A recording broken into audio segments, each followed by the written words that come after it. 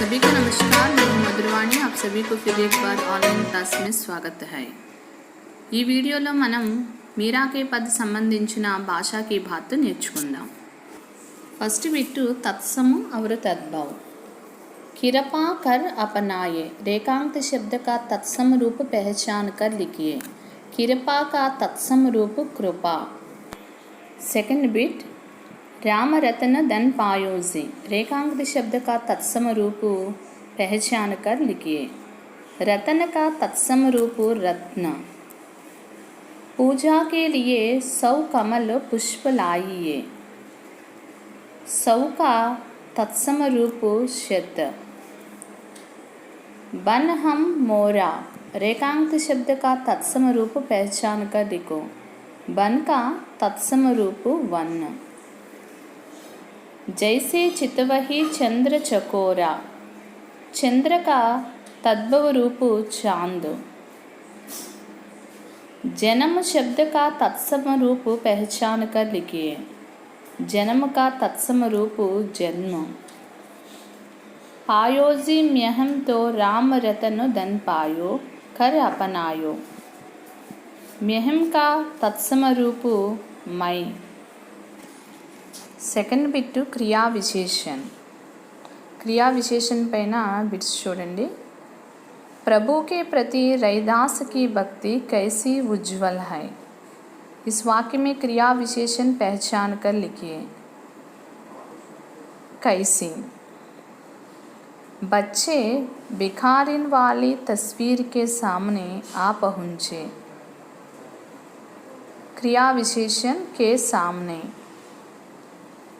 बच्चा पिता के साथ विदा हुआ। क्रिया विशेषण के साथ। नेक्स्ट बिट उसकी आंखें विस्मय से फैली रह गई। इस वाक्य में क्रिया विशेषण विस्मय से। सतगुरु की कृपा सदा हम पर रहेगी। इस वाक्य में क्रिया विशेषण सदा। गुरु का महत्व हमारे जीवन में ज़्यादा रहता है। इस वाक्य में क्रिया विशेषण ज़्यादा। ఇక్కడ ఈ వాక్యాల్లో చూడండి కే సామ్నే కే సాత్ అనేవి క్రియా విశేషణానికి ఉదాహరణలు అని చెప్పుకుని, ఎందుకంటే క్రియతో పాటు వచ్చినవి. ఇంతకుముందు మనం సంబంధ బోధకు సంబంధించిన 2 వీడియోస్ని మీరు వాచ్ చేసినట్లయితే దానిలోనూ క్రియా విశేషణానికి సంబంధ బోధకి మధ్య తేడాను కూడా నేర్చుకున్నాం. ఇవి క్రియతో పాటు వచ్చినవి. కే సామ్నే కే సాత్ అనేవి క్రియతో పాటు వచ్చినవి కాబట్టి క్రియ యొక్క గుణాన్ని తెలియజేస్తున్నాయి కాబట్టి ఇవి క్రియా విశేషణం అని అంటాము. అలా కాకుండాను అవి సంజ్ఞలతో వస్తే కనుక అది సంబంధ బోధకు అవుతుంది. क्रिया विशेषण की परिभाषा। क्रिया की विशेषता बताने वाले शब्दों को क्रिया विशेषण कहते हैं। नेक्स्ट व्याकरणांश अंक 1527 हिंदी अक्षरों में लिखिए। 1527। 1573 हिंदी अक्षरों में 1573।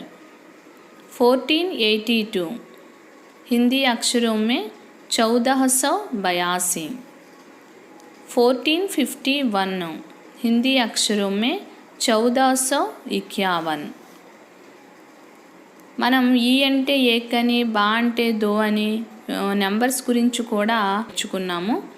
ఒకసారి అవి కూడా వాచ్ చేసినట్లయితే మీకు నెంబర్స్ ఈజీగా వస్తాయి. सन 1498 में मीराबाई का जन्म हुआ। 1498 हिंदी अक्षरों में 1498। 1498। नेक्स्ट व्याकरणांश कारक चिह्न। फर्स्ट बिट यह रमेश डैश किताब है। ఇక్కడ కితాబ్ అనేది స్త్రీలింగ శబ్దం. రమేష్కి కితాబ్కి సంబంధాన్ని ఇక్కడ వ్యక్తం చేస్తుంది కాబట్టి ఇది సంబంధ కారక చిహ్న అనేది రావాలి. ఇక్కడ చూడండి కా కే కీలు ఇచ్చాడు. దీనిలోని కరెక్ట్ ఆన్సర్ ఏంటంటే కీ. ఎందుకనంటే కితాబ్ అనేది స్త్రీలింగ శబ్దం. నెక్స్ట్ బిట్ उसके पास राम डैश पुस्तक है. उसके पास राम डैश पुस्तक है. ఇక్కడ రాము పుస్తక్ संबंध है ना, इसलिए पुस्तक आल्सो स्त्रीलिंग शब्द. सो की पुस्तक, उसके पास राम की पुस्तक है. नेक्स्ट बिट रैदास डैश चौपाइयाँ मन को छू लेती है. रैदास चौपाइयाँ ఈ రెండిటికి సంబంధాన్ని వ్యక్తం చేస్తుంది. ఇక్కడ చౌపాయియాం అనేది స్త్రీలింగ శబ్ద అనేది మనకి తెలుస్తుంది. కాబట్టి కి చౌపాయియా, रैदास की चौपाइयाँ मन को छू लेती है. नेक्स्ट बिट मीरा ने जन्म जन्म डैश पूंजी पाई. जन्म जन्म की पूंजी पाई. ఇక్కడ పూంజీ అనేది కూడా స్త్రీలింగ శబ్దం. కాబట్టి మీరా అనే జన్మ జన్మ పూంజీ ఈ రెండిట్లకి కూడా సంబంధం ఉంది కాబట్టి की पूंजी. भगवान के नाम रूपी नाव डैश ही संसार रूपी सागर से तर सकते हैं. सही कारक नाव से అంటే నావతో అని అర్థం. ఇక్కడ చూడండి భగవాన్కే నామరూపీ నావ్ సే హి సంసార రూపీ సాగర్ సే అంటే ఇక్కడ క్రియ యొక్క సాధనాన్ని తెలియజేస్తుంది కాబట్టి ఇది కరణకారక చిహ్నం. నెక్స్ట్ బిట్ उसने अपने आप डैश बड़ा माना होगा. सही कारक चिन्ह पहचान कर लिखिए. उसने अपने आप को बड़ा माना होगा. కా అంటే యొక్క, సే అంటే క్రియ యొక్క సాధనం అని తెలుసుకున్నాం. ఇక్కడ కో అంటే నీ నువ్వు అని అర్థం. ఇక్కడ క్రియ యొక్క సాధనాన్ని తెలియచేయట్లేదు, సంబంధాన్ని తెలియచేయటం లేదు.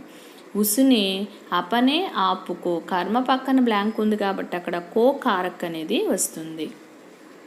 మైనే జగ్ డాష్ సబీ ఖోయా. మైనే జగ్ మే అంటే దునియా మే, సబీ ఖోయా ఎవరు చెప్తున్నారు? మీరాబాయి చెప్తుంది. మైనే జగ్గమే అంటే ఇక్కడ క్రియ యొక్క స్థానాన్ని తెలియజేస్తుంది. అంటే జగ్గమే క్రియ యొక్క స్థానాన్ని తెలియజేసేటప్పుడు మే పర్ అనేది వస్తుంది. కాబట్టి మైనే జగమే సబీ ఖోయా.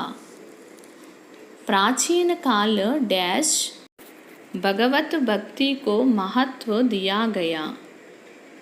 ప్రాచీన కాలసే, ప్రాచీన కాలసే అంటే ప్రాచీన కాలం నుంచి భగవత్ భక్తికో महत्व दिया गया. కాబట్టి కారక సే కారక. నెక్స్ట్ బిట్ सही राह डैश मार्गदर्शन गुरु द्वारा होता है. सही राह का मार्गदर्शन, राह का मार्गदर्शन ఇక్కడ మార్గదర్శన్కి రాహ్కి సంబంధం ఉంది. సహీ రాహ్ కా మార్గదర్శన్ గురు ద్వారా హోతా హై కాబట్టి ఇక్కడ కా కారక్ అనేది వస్తుంది. ఇక్కడ మార్గదర్శన్ అనేది పుల్లింగ శబ్ద. నెక్స్ట్ వ్యాకరణాంశ సమాస. ఫస్ట్ బిట్ జ్ఞానధన్ కర్మధారయ సమాసం. అమూల్య తత్పురుషు సమాసం. అమూల్య అనేది తత్పురుష సమాస కాదు, ఎందుకనంటే ఇక్కడ కారక చిహ్నం అనేది ఉపయోగించడం ఇక్కడ అమూల్యలో కుదరదు. కాబట్టి జ్ఞానధన్ అనేది కర్మధారయ సమాసం అంటే జ్ఞానరూపి ధన్. నెక్స్ట్ బిట్ సీంచ్ సీంచ్ ద్వంద్వ సమాసం. మహాప్రాణ్ తత్పురుషు సమాసం. ఇక్కడ సీంచ్ సీంచ్ అనేది ద్వంద్వ సమాసం అంటే దోనో పద్ ప్రధాన హై. ఇక్కడ మహాప్రాణ్ అనేది తత్పురుష సమాస కాదు, ఇది కర్మధారయ సమాసం. కాబట్టి కరెక్ట్ ఆన్సర్ సీంచ్ సీంచ్. నెక్స్ట్ బిట్ లంబోదర్ మే కౌన్ సా సమాస హై. లంబోదర్ మే బహువ్రీహి సమాసం అంటే వేరొక పదానికి ప్రాధాన్యత ఉంది కదా. లంబోదర్ అంటే ఎవరు అయినా వినాయకుడు కాబట్టి లంబోదర్ అనేది బహువ్రీహి సమాసం. ఇక్కడ పూర్వపదానికి ఇంపార్టెంట్ ఉండదు, పరపదానికి ఇంపార్టెన్స్ ఉండదు.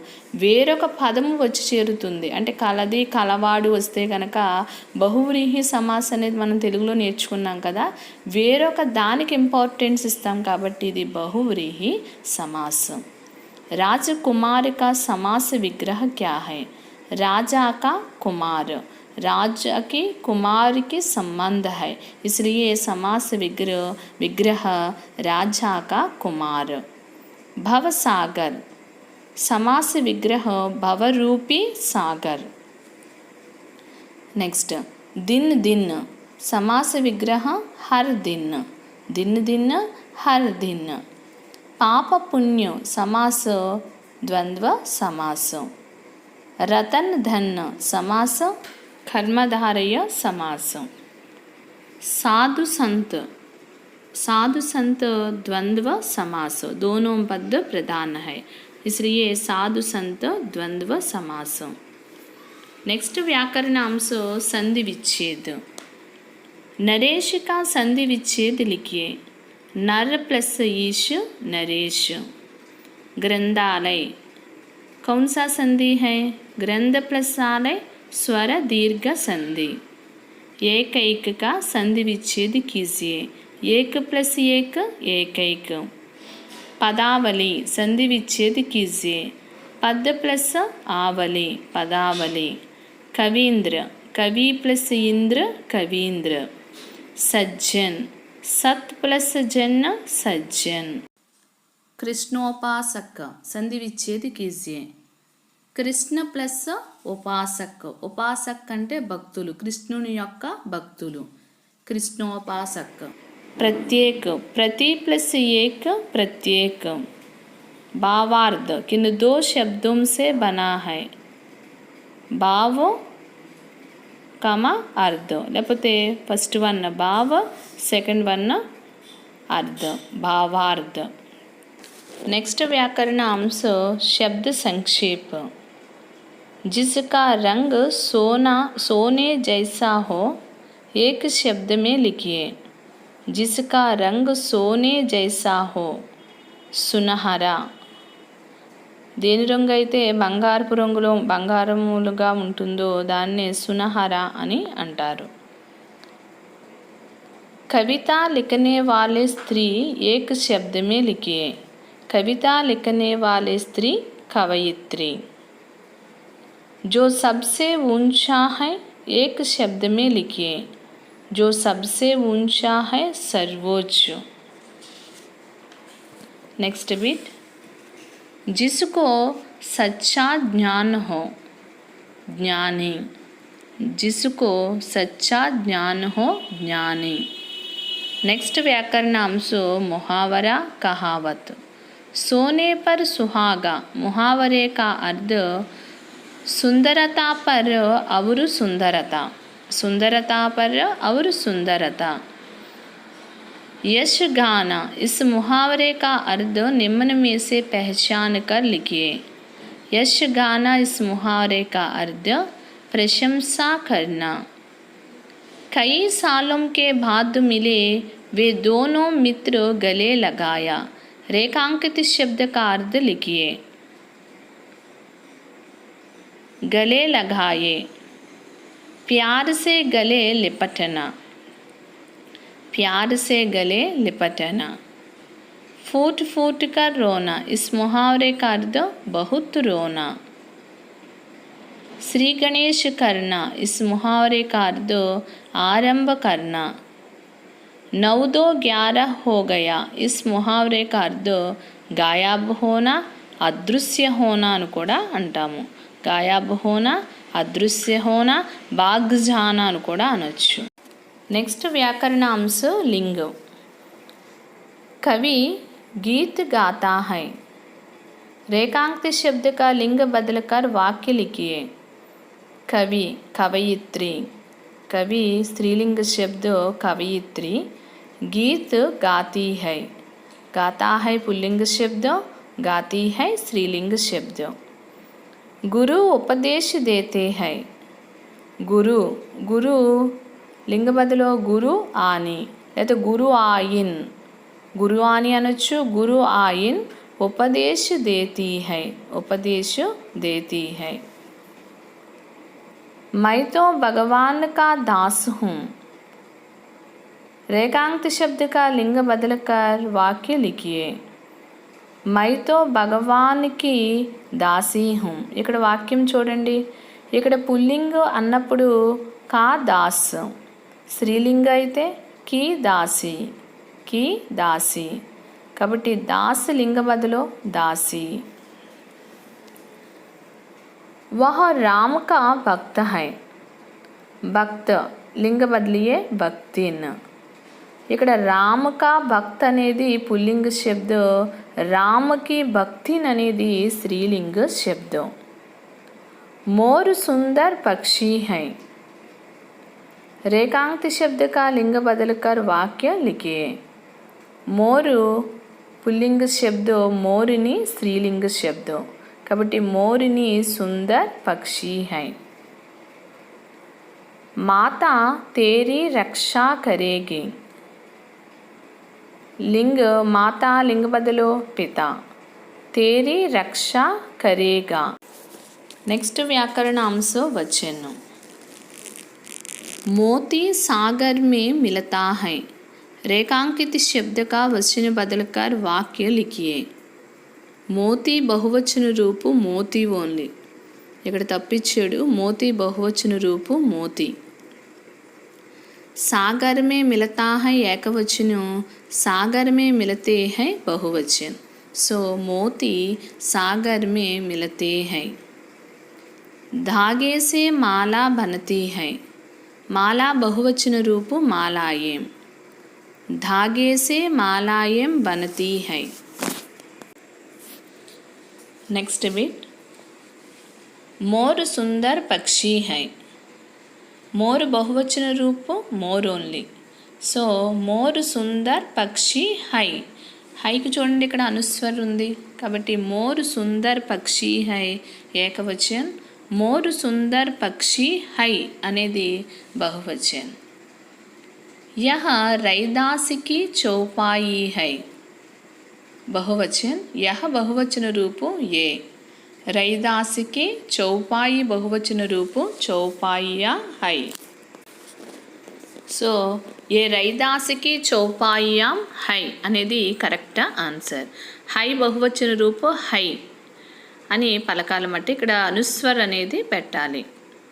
नाव चल रही है। इस वाक्य का वचन बदलकर वाक्य लिखिए। नाव बहुवचन रूप नावें, चल रही है चल रही है। नेक्स्ट भी। प्रत्येक पंक्ति में 16 मात्राएं होती है।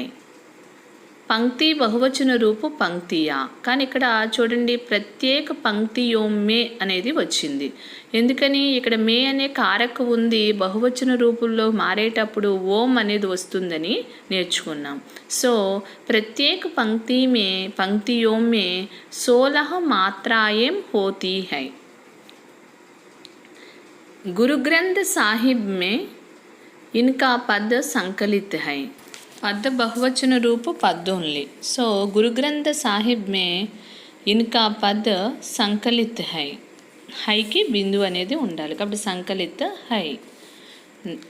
నెక్స్ట్ వ్యాకరణ అంశ కాల్। मैं घर जाऊंगा వర్తమాన కాల్ మే బదలకర్ లిఖియే। మై వచ్చినప్పుడు భవిష్యత్తు కాలంలో ఓంగా వస్తుంది కాబట్టి ఇచ్చిన క్వశ్చన్ మై ఘర్ జావుంగా అనేది భవిష్యత్తు కాలం, దీన్ని వర్తమాన కాలంలో మార్చేటప్పుడు మై వచ్చినప్పుడు చివరన హూమ్ అనేది వస్తుంది। సో కరెక్ట్ ఆన్సర్ మై ఘర్ జాతా హూం। मैंने अपना काम कर लिया భవిష్యత్తు కాలమే బదలకర్ లిఖియే। భవిష్యత్తు కాలంలో నే ప్రత్యయ అనేది రాదు, ఇచ్చిన వాక్యం ఏ కాలంలో ఉంది అంటే సామాన్య భూతకాలంలో ఉంది। మైనే అపనా కామ్ కర్ లియా, దీనికి భవిష్యత్తు కాలం మై అపనా కామ్ కరూంగా, మై వచ్చినప్పుడు ఊంగా అనేది వస్తుంది। ఇక్కడ ఇది పుల్లింగంలో ఉంది కాబట్టి వాక్యము ఊంగా, అదే స్త్రీలింగ అయితే గనక ఊంగి అనేది వస్తుంది। మై అపనా కామ్ కరూంగా, కర్ ప్లస్ ఊంగా కరూంగా। मैं कल नहीं गया भविष्यत काल में बदलकर लिखिए. मैं कल नहीं गया అనేది భూతకాలం. దీని భవిష్యత్తు కాలంలోకి मैं कल नहीं जाऊंगा. Next bit. మీరా భాయి గీత్ గాతీ హై. ఇచ్చిన వాక్యం వర్తమాన కాలంలో ఉంది. దీన్ని భూతకాలంలోకి మార్చాలి అంటే మీరాబాయి నే ప్రత్యయం అనేది వస్తుంది. మీరాబాయినే గీత్ గాయి, గీత్ గాయి, గా ప్లస్ ఈ గాయి. మా కీర్ బనాతీ హై భూతకాలమే బదులు. ఇచ్చిన వాక్యము వర్తమాన కాలంలో ఉంది. భూతకాలమే మానే కీర్ बनाइए. Next bit. పితాజీ ముంబై సే ఆతే హై. ఇచ్చిన వాక్యం వర్తమాన కాలంలో ఉంది. దీన్ని భూతకాలంలోకి మార్చాలి. భూతకాలమే బదలకర్ లిఖియే. పితాజీ ముంబై సే ఆయే, పితాజీ ముంబై సే ఆయే. मीरा ने कृष्ण की भक्ति की. काल पहचान कर लिखिए. మీరానే కృష్ణకి భక్తికి. ఈ వాక్యం అనేది ఏ కాలంలో ఉంది? భూతకాలంలో ఉంది. ఎందుకంటే ఇక్కడ నేప్రత్యయం వచ్చింది. కి అంటే డిడ్ అని అర్థం. కాబట్టి మీరానే కృష్ణకి భక్తికి. Next bit. మైనే జన్మ జన్మకి పూంజీ పాయి. మైనే నేప్రత్యయం వచ్చింది. ఇక్కడ పాయి వచ్చింది. నేప్రత్యయం వస్తే అది భూతకాలం. Next bit. रैदास की चौपाइयाँ और मीरा के पद हम पढ़ेंगे. यह वाक्य किस काल में है? पढ़ प्लस येंगे पढ़ेंगे. येंगे येगी ऊंगा ऊंगी ఇలా వస్తే కనుక అది భవిష్యత్ కాలం. प्राचीन काल से भगवत भक्ति को महत्व दिया गया. वाक्य किस काल में है? दिया गया है, दिया गया है. ఏ కాలంలో ఉందంటే భూతకాలంలో ఉంది. గయా అనేది భూతకాలంలో వస్తుంది. Next bit. సహీ రాహ కా మార్గదర్శన్ గురు ద్వారా హోతా హై. ये वाक्य किस काल में है? होता है वर्तमान काल. होता है, जाता है, पढ़ता है, लिखता है ఇలా వస్తే కనుక అది వర్తమాన కాలం. లాస్ట్ వ్యాకరణాంశ శుద్ధ రూపు వాక్యం. वह मेरे घर नहीं गए. वाक्य का शुद्ध रूप लिखिए. वह मेरा घर नहीं गया. वह मेरे घर అనేది అనకూడదు. वह मेरा घर नहीं गया. Next bit. मैं मेरे पाठशाला गया. మై పక్కన మేరే అనేది రాదు. కాబట్టి మై అపనే పాఠశాల గయా. ఇక్కడ అపని పాఠశాల అనేది రావాలి. ఇక్కడ అపనే కాదు, అపని పాఠశాల. మీరా కవిత లిఖతా హై. వాక్య శుద్ధ రూపు. ఇక్కడ మీరా అనేది స్త్రీలింగ శబ్ద కాబట్టి మీరా కవిత లిఖతీ హై. లిఖతా హై రాదు, లిఖతీ హై. रैदास की जन्म कब हुई? वाक्य का शुद्ध रूप लिखिए. जन्म पुल्लिंग शब्द है, इसलिए रैदास का जन्म कब हुआ. जन्म అనేది పుల్లింగ శబ్ద కాబట్టి హువా వస్తుంది. మృత్యు అనేది స్త్రీలింగ శబ్ద కాబట్టి హుయి అనేది వస్తుంది. గోపాల్ గా రహా హో. వాక్య కా శుద్ధ రూపు. ఇక్కడ తుమ్ వచ్చినప్పుడు హో అనేది వస్తుంది అనేది మనం నేర్చుకున్నాం. ఇక్కడ గోపాల్ అనేది పుల్లింగ ఏకవచనం కాబట్టి గోపాల్ గా రహా హై. వీటికి సంబంధించిన మీకు సందేహాలు ఉంటే కనుక కామెంట్ సెక్షన్లో కూడా పంపించండి. మీరు కాల్కి సంబంధించిన వీడియోస్ చేసాము. ఆ వీడియోస్ చూసినట్లయితే మీకు కాల్లో ఏ డౌట్స్ ఉన్నా కానీ క్లారిఫై అనేవి అవుతాయి. ఇవన్నీ కూడా బాగా ప్రాక్టీస్ అవ్వండి. मेरा उम्मीद है कि आप सभी को ये क्लास पसंद है और अच्छा है.